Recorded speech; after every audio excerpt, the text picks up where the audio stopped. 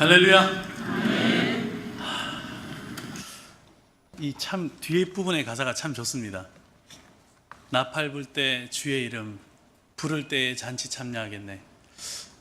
아침에 괜찮으시다면 같이 한번 불러볼까요? 괜찮아요? 네. 그 가사가 한 번만 띄워주시겠습니까? 나팔 불 때 주의 이름, 나팔 불 때 잔치 참여하겠네.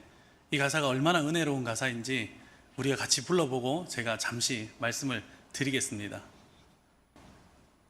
첫음을 잡아줘야 되나요? 우리 같이 할까요?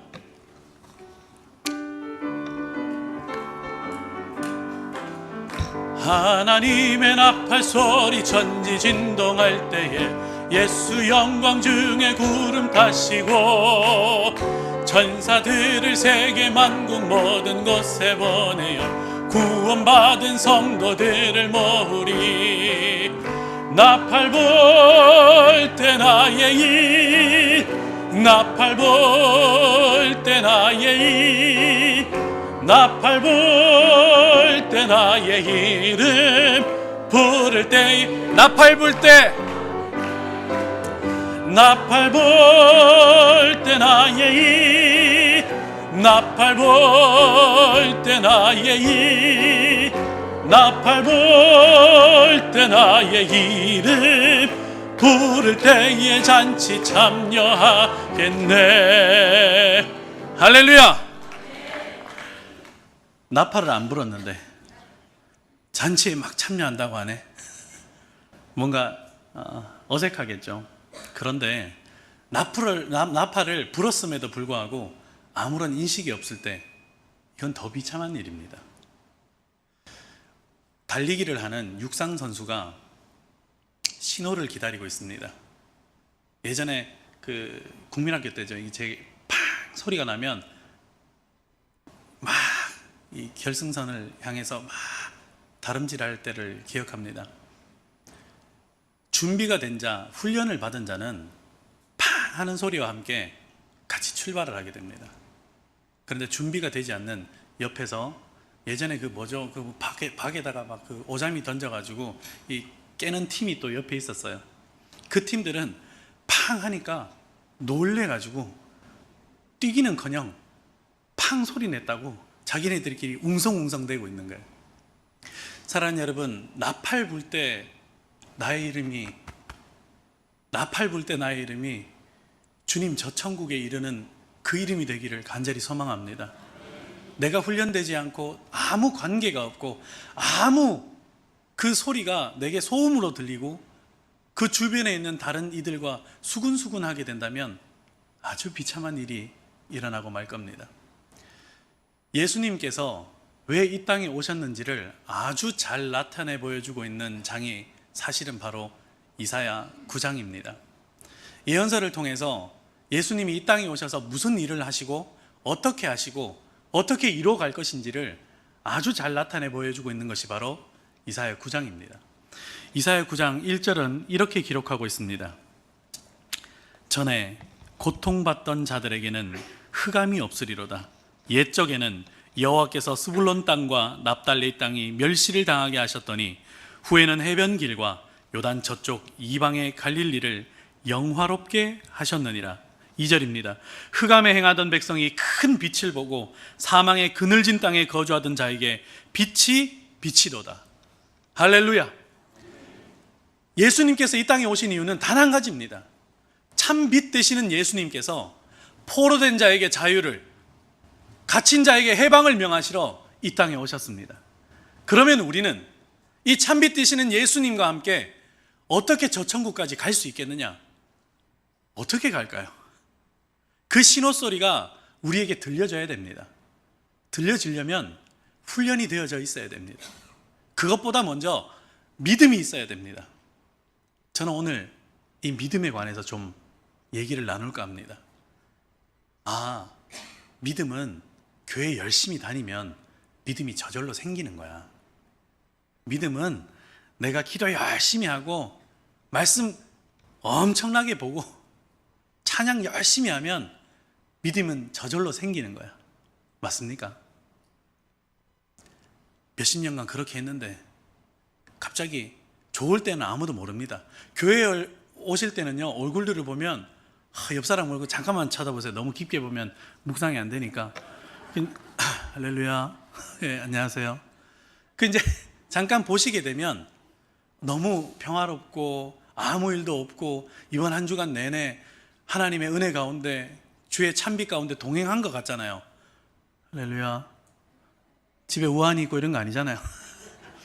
근데 교회에 올 때는 그런 모습입니다. 그런데 나 홀로 있을 때 나의 믿음의 자리는 어디입니까? 차를 몰고 가는데 누가 갑자기 끼어들기를 해요.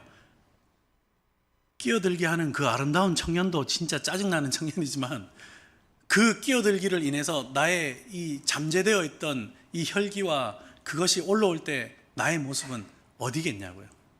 평안할 때는 모릅니다. 물질이 충만하고 내가 하루하루 살아가는데 아무런 어려움이 없을 때는 잘 몰라요. 그런데 어려움이 닥치고 물질에 힘듦이 있고 자녀가 속을 새기고 내 문제가 해결되지 않을 때 우리는 믿음이라는 것을, 내 믿음이라는 것을 여실없이 보여주는 아주 비참한 믿음을 바라보게 됩니다. 그건 그때부터 믿음이 아닙니다.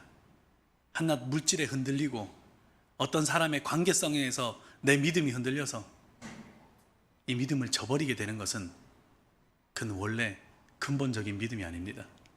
믿음이 무엇인지 저는 이렇게 한번 정의해 봤습니다.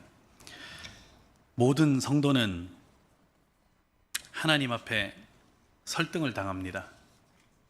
설득당하는 것 중에 맨 나중에 설득당하는 것이 이해입니다. 이해부터 설득하는 것이 아니라 운명부터 설득하고 인생을 설득하고 그리고 이해를 설득하십니다. 따라서 믿음은 자신이 자신을 설득하는 것이 믿음이 아니라 하나님께서 우리를 설득하신 것을 깨달아 고백하는 것이 믿음입니다. 굉장히 어렵게 풀어놨죠. 다시 말하면 내가 이 믿으면 내가 생성하는 게 아니라 이 말입니다. 왜냐하면 바른 근거가 어디에 나와 있냐면 고린도전서 12장 8절에서 10절은 은사에 대해서 잠시 나옵니다. 여러 가지 은사들이 있어요. 근데 그 은사들 가운데 세 번째로 나오는 게 바로 뭐냐면 믿음입니다. 그럼 다시 묻겠습니다. 은사는 내가 맺어가는 겁니까? 선물로 받는 겁니까? 네? 네. 그쵸. 선물로 받죠. 감사합니다, 장로님. 너무 대답을 안 하셔가지고. 선물로 받는 거예요. 그러면 믿음은 내가 열심히 노력한다고 믿음이 생기는 겁니까? 아니면 하나님이 주셔야지 믿음이 생기는 겁니까? 그럼 우리가 받은 이유는 예수 그리스도, 참빛 되시는 예수 그리스도를 믿은 것이, 이 믿음이 나로 인함입니까? 아니면 하나님의 열심으로 임함입니까? 하나님의 열심으로 임함이죠. 오늘 이사야서 9장은 그 얘기를 하고 있는 거예요. 여호와의 열심이 나로 하여금 구원에 이르게 한다. 할렐루야.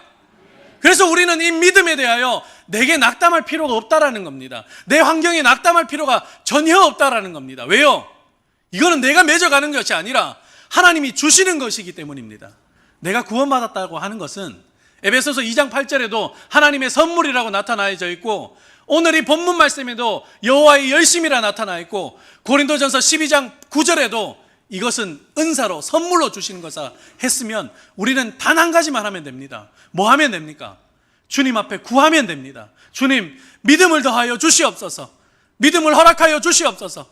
그래서 포로된 자에게 자유를, 갇힌 자에게 해방을 명하시는 참빛 되시는 예수 그리스도가 나를 위해 죽으신 것과 그를 믿고 있으면, 그를 믿음을 유지하면 내가 저 천국에 나팔 불 때 갈 수 있게 됨을 고백하게 하여 주시옵소서. 그래서 우리는 하나님 앞에 고백하고 기도하고 나아올 수밖에 없는 입니다. 그럼 오늘 우리가 이 자리에 앉아 있는 이유도 바로 여기에 있습니다. 내가 오늘 안 오면 왠지 찝찝해서 허리케인이, 저 멕시코에 있던 허리케인이 우리 집에 올 것 같고, 왠지 번개가 막 치는 날은 오늘은 교회 예배를 안 갔으니까 밖에 나가면 안 될 것 같고, 뭐 이런 정도의 샤머니즘적인 그런 믿음이 아니라는 겁니다.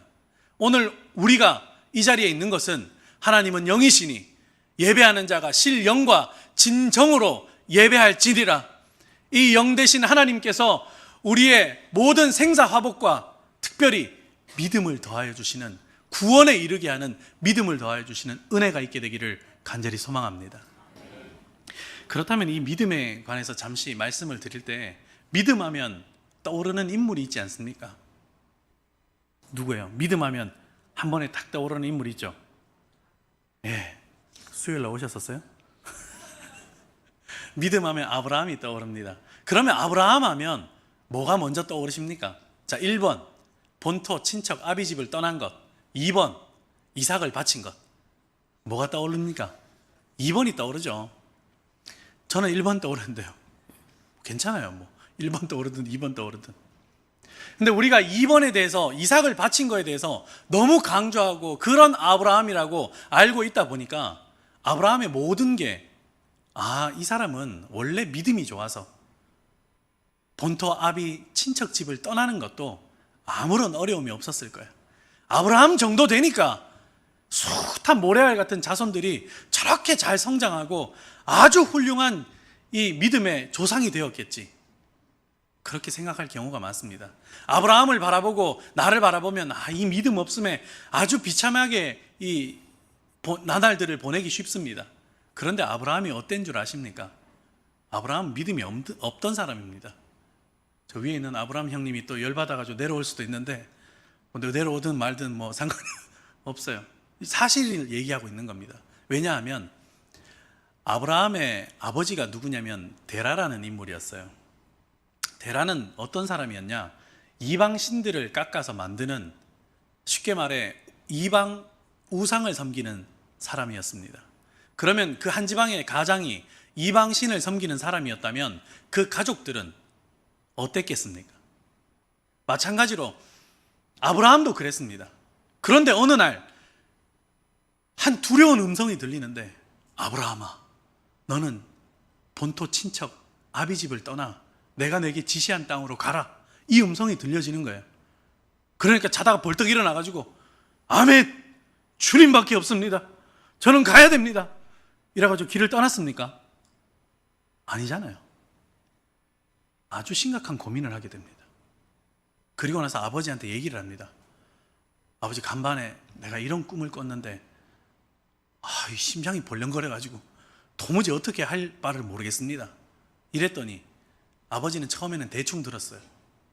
근데 이 아버지도 이방 신을, 우상을 섬기긴 했지만 이 아버지도 어떤 신에 대한 두려움은 항상 있었습니다. 그 신이 여호와든 그 신이 잡신이든 신에 대한 두려움이 항상 있었던 사람이었습니다. 그러자 이 두려움을 간직한 채로 아들 한 명이 죽습니다. 그 사건을 통해서 데라는 깨닫게 됩니다. 이 말을 듣지 않으면 큰일 나겠구나. 아브라함이 본토 친척 아비집을 먼저 떠난 것이 아니라 그 아비 데라가 그 식솔들을 이끌고 가나안으로 향합니다. 근데 바로 가나안 땅으로 들어간 게 아니라 어디에 잠시 머무르죠? 하란이라는 땅에 잠시 머무르게 됩니다. 근데 하란 땅은 국경지역입니다. 다시 말하면 갈대아 우르가 있던 문명지역에서 아주 최전방까지, 끝까지, 국경의 끝까지 간 곳이 바로 하란입니다. 거기에서 가나안 땅으로 들어가야 되는데 정체하고 머물고 있는 거예요. 왜요? 문명을 누리던 사람, 그리고 그 식솔들, 그 당시에는 어떤 헌법이 있고 어떤 법치국가라 그들을 지켜주는 것이 아니라 자기의 생명은 자기 스스로 지켜야 되는 거예요.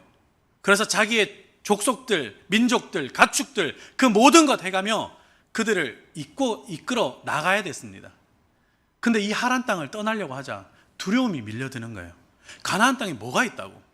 아무것도 없는데, 비빌 언덕도 없는데, 그나마 하란은 갈대아 우르에서 멀리 떨어지지 않아 여기에서는 그나마 내가 어떻게 해볼 수 있는 시간들이 있는데, 무려 거기서 몇 년 동안 머문 줄 아십니까? 대략 한 15년 정도 머물렀다고 합니다. 갈대아 우르에서 하란으로 떠날 때가 아브라함의 나이가 한 60이 조금 못 됐다고 합니다. 그런데 하란에서 가나안 땅으로 이를 때가 75세였으니 한 5년 정도, 4, 5년 정도 됐지 않았겠습니까? 거기에 머물러 했어요. 그런데 거기에서 어떤 일이 일어나죠? 바로 아버지 데라가 죽습니다. 그리고 나서 창세기 12장에 보면 이렇게 기록되어 있습니다. 여호와께서 아브라함에게 이르시되 너는 너의 본토 친척 아비집을 떠나 내가 내게 지시할 땅으로 가라. 내가 너로 큰 민족을 이루고 내게 복을 주어 내 이름을 창대케 하리니 너는 복의 근원이 되리라. 너를 축복하는 자에게는 내가 복을 내리고 너를 저주하는 자에게는 내가 저주하리니 땅의 모든 족속이 너를 인하여 복을 얻으리라 하신지라. 이에 아브라함이 여호와의 말씀을 쫓아갔고 롯도 그와 함께 갔으며 아브라함이 하란을 떠날 때 그의 나이가 75세였더라. 갈대아 우르에서 얘기했던 그 하나님이 아버지 데라가 죽자 다시금 아브라함에게 얘기를 합니다. 데라의 이름의 뜻은 지연하다라는, 머물게 하다라는 뜻이 있습니다. 영어로 딜레이라는 말이 여기서 어원이 나왔습니다. 다시 말하면 아브라함 인생에 앞을 알지 못하고 하나님이 약속한 그 가나안 땅으로 들어가야 되는데 그를 막고 있던 것은 다름이 아닌 아버지 데라였습니다. 그 데라를 불러가신 것은 하나님이셨습니다. 다시 말하면 아브라함 인생에 아브라함이 믿음이 생기게끔 만들어 가신 분은 여호와 하나님이십니다. 우리 인생에 지연되는 것이 있습니까? 내가 믿음을 더하고 내 믿음의 사람으로 살아가는데 혹시 걸림돌이 있습니까? 이 시간 우리는 간구해야 될 것은 하나님, 내 앞에 거치는 장애를 거쳐주시옵소서. 내 노력과 내 열심과 내 그 어떤 무엇이 아닌 오롯이 하나님의 은혜로 내가 하나님이 약속한 땅 가나안 저 천국에 이를 때까지 내 발걸음을 인도하여 주시옵소서.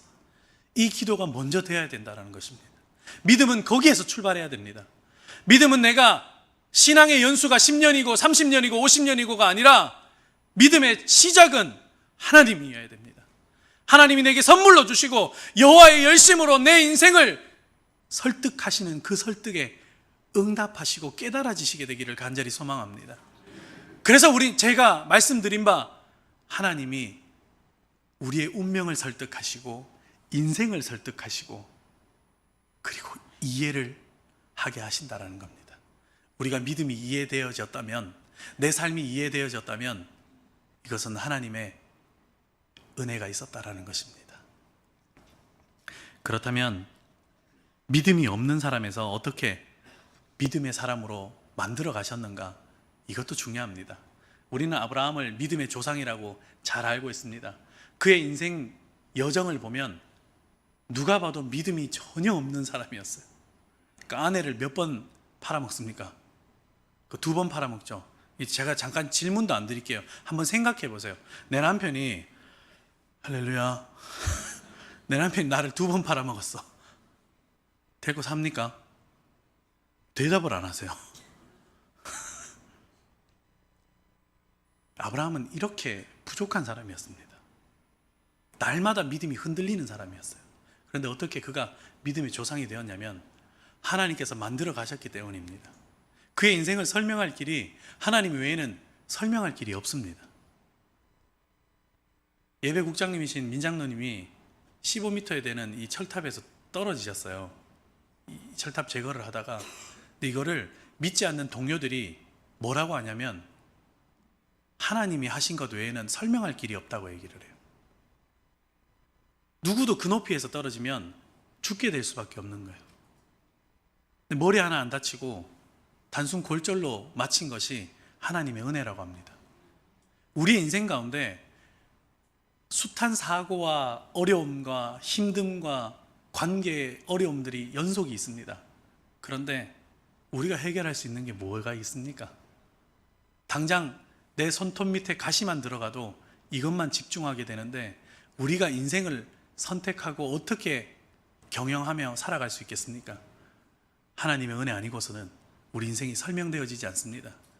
하나님의 은혜로만 살아가게 되시기를 간절히 소망합니다. 그 하나님이 아브라함 말고 또 한 사람을 믿음이 없던 사람에서 믿음의 사람으로 만들어 가시는데요. 그 한 사람이 누구냐면 바로 사도 바울입니다. 그는 믿음이 좋은 사람이 아니었어요. 믿음이 전혀 없던 사람이었습니다. 자기 신념에 가득 찬 사람이었어요. 자기 이성과 자기의 노력으로 모든 것을 이룰 수 있다고 맹신하는 아주 신념주의자였습니다. 사상주의자였고요. 그런데 그 사람이 어떻게 변하고 어떻게 나아가는가? 우리는 사도 바울하면 그의 역사적인 사건이 한 장소가 떠오릅니다. 다메섹으로 알고 있습니다. 근데 저는 사도 바울을 늘 얘기하면서 다메섹보다 더 귀한 곳이 있는데 그곳이 바로 아마누스 산맥이라고 합니다. 생소하시죠? 바울의 고향이었던 다소에서 예루살렘까지 가려면 반드시 산맥 하나를 넘어야 되는데 그 산맥이 바로 아마노스라고 하기도 하고 아마누스라고 하기도 하는 그 산맥 이름입니다. 첫 번째 사울이었던 바울은 언제 그 산맥을 넘느냐? 청운의 꿈을 품고 예루살렘으로 가말리엘 문화권에서 수학을 하기 위해서 그는 첫 발걸음을 내딛습니다. 그리고 그 아마누스 산맥을 넘는데요, 그때는 아주 신바람 났어요. 그때는 내가 모든 것 할 수 있고 내가 여기서 잘 배워서 열심 당원으로 들어가서 유대인 중에 유대인이 되고 아주 장래가 총명한 사람, 그런 사람으로 내가 아주 부푼 꿈을 품고 하나님 없이 아마누스 산맥을 넘었습니다.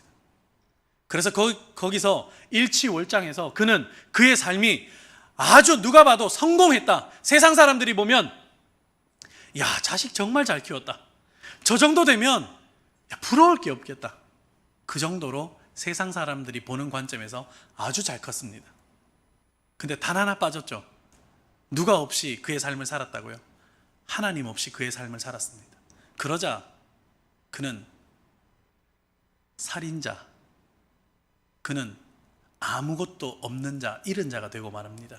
그게 바로 다메섹 도상에서 일입니다. 그리고 나서 그는 3일 주야를 금식하고 회개하며 참된 믿음을 선물 받게 됩니다. 그런데 선물만 받았어요. 훈련되지 않으니까 시와 때도 모르고 그냥 나가서 또 복음을 전하려 합니다. 며칠 전까지 죽인다고 서슬이 펄해서 잡으려 했던 그 바울을 그 사람들이 들을 리가 있습니까? 없습니까? 없죠. 다시 말하면 우리의 삶이 내 가정에서, 내가 다니는 직장에서, 내 사업터에서, 내 모든 공간에서 내가 하루아침에 믿음이 선물 받아졌다고 그 사람들이 우리를 알아줍니까? 믿어줍니까? 다시 역으로 말하면 우리의 삶의 자리에서 나는 믿음이 있는 사람입니까? 네, 교회 다니는지 몰랐는데 진짜 교회 다녔었어요? 아이고야 이러면서 뒤에 가면서 나는 저 교회 안 다녀야지. 우리의 삶의 자리가 믿음의 사람으로 보여지게 되기를 간절히 소망합니다. 믿음 없는 자를 믿음의 사람으로 보여지게 하는 것은 단 하나입니다.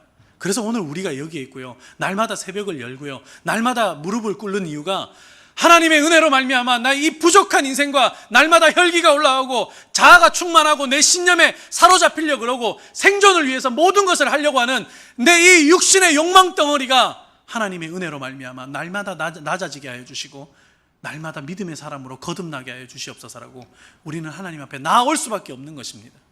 그래서 내 삶의 자리가 하루하루 지날 때마다 아, 저 사람은 믿음이 없던 사람이었는데 믿음의 사람으로 참된 그리스도인으로, 그래서 나도 저 사람 정도 보고 나도 예수님이라는 분이 궁금해졌다.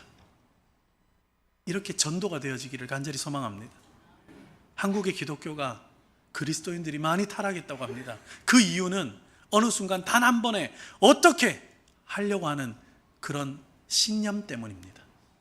믿음의 사람은 하루 만에 이루어지는 게 아닙니다. 훈련되어져야 됩니다. 날마다 주님 앞으로 나아가는, 날마다 주님의 은혜 아니고서야 설 수 없는 그런 사람으로 훈련받게 되시기를 간절히 소망합니다. 사도 바울은 그 하루를 넘어가자 두 번째 아마누스 산맥을 넘게 되는데요, 아주 비참했습니다. 세상에서는 손가락질합니다. 아니, 믿는 사람들조차 손가락질합니다. 당연하죠. 너덜너덜해진 그 육신의 몸을 이끌고 아마누스 산맥을 눈물 없이는 못 넘었습니다. 눈물을 흘리며 넘는 그 아마누스 산맥, 그러나 단 하나 바뀐 게 있었는데 하나님이 그와 함께 하셨습니다. 우리는 알고 있죠. 처음에 넘었던 이 신나는 발걸음에 바울에게는 하나님이 없었을 때는 그는 우리가 망할 줄 알고 있었습니다. 두 번째, 세상에는 망한 것 같은 그 발걸음이 우리는 알고 있죠. 하나님께서 새 생명을 창조해 가시고 소생케 하시리라는 것을. 우리의 인생을 성경책처럼 누가 책으로 이렇게 내어져 있으면 참 살기 쉬울 것입니다. 근데 이 뒷장이 가려져 있어서 우리는 지나온 삶밖에 볼 수가 없어서 우리는 오늘도 주님 앞에 나아올 수밖에 없습니다. 이 말씀에 빗대어 우리의 삶을 바라보시길 바랍니다. 세상에 나는 낙이 없고 세상의 모든 것 실패한 것 같은데 하나님이 있냐 없냐를 점검하시기를 바랍니다.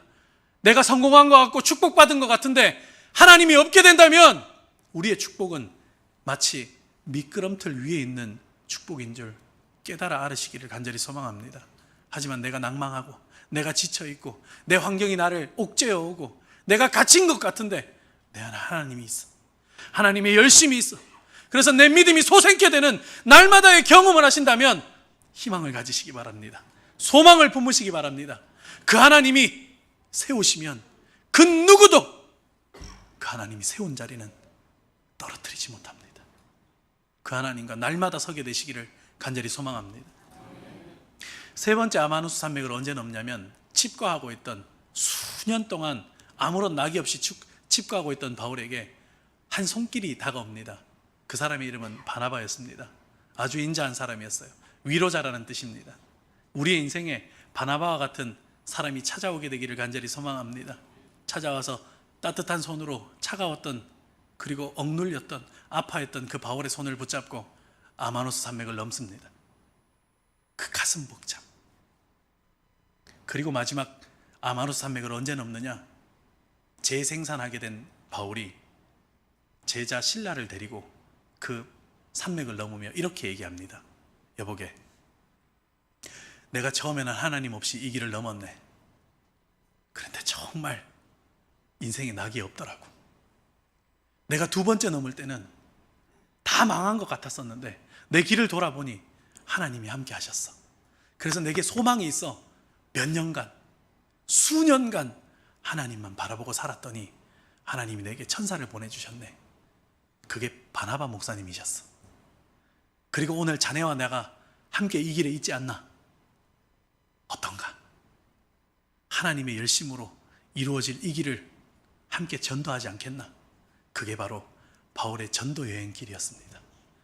그는 죽음을 불사하고 그 길을 걸었던 이유가 바로 자기 인생에 하나님의 열심이 있다는 확신이 있었기 때문입니다. 믿음이 없던 사람, 믿음이 있게 되는 놀라운 역사가 단 하나, 여호와의 열심이었습니다. 오늘 7절은 이렇게 맺고 있습니다. 함께 읽겠습니다. 시작. 그 정사와 평강의 더함이 무궁하며 또 다윗의 왕자와 그의 나라에 군림하여 그 나라를 굳게 세우고 지금 이후로 영원히 정의와 공의로 그것을 보존하실 것이라. 만군의 여호와의 열심이 이를 이루시리라. 할렐루야. 우리의 삶에 여호와의 열심이 있게 되기를 주님의 이름으로 축원합니다. 우리 함께 찬송 부르는 텐데요, 찬송가 301장입니다. 지금까지 지내온 것 주의 크신 은혜라. 한이 없는 주의 사랑 어찌 이루 말하랴. 여호와의 열심이 지나온 우리 인생 가운데 어떻게 역사하시는지를 바라보고 믿음 없는 사람에서 믿음 있는 사람으로 나아가시게 되기를 간절히 소망합니다.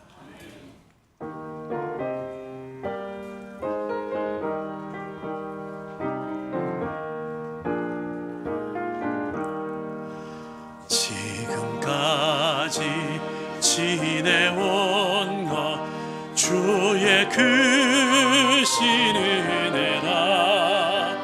한이 없는 주의 사랑 어찌 이루 말하랴. 자나깨나 주의 손이 항상 살펴주시고 모든 일을 주 안에서 형통하게 하시네. 몸도 마음도 연약하나 새 힘 받아 사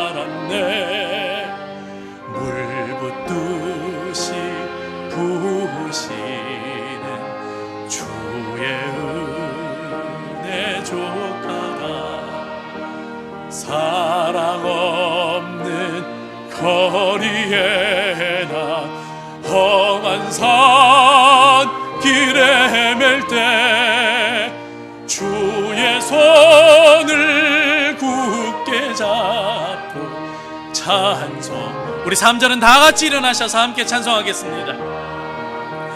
주님 다시 배에 올라리 날로 날로 다가와 무거운 짐 주께 맡겨 벗을 날도 멀잖네. 나를 위해 예비하신 고향 집에 돌아가 아버지의 품 안에서 영원히.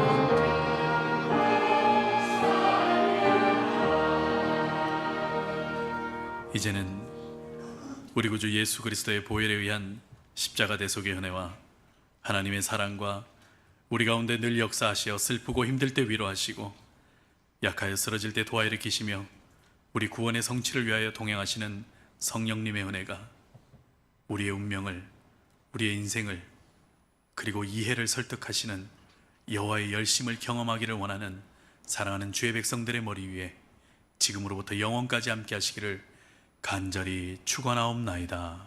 아멘.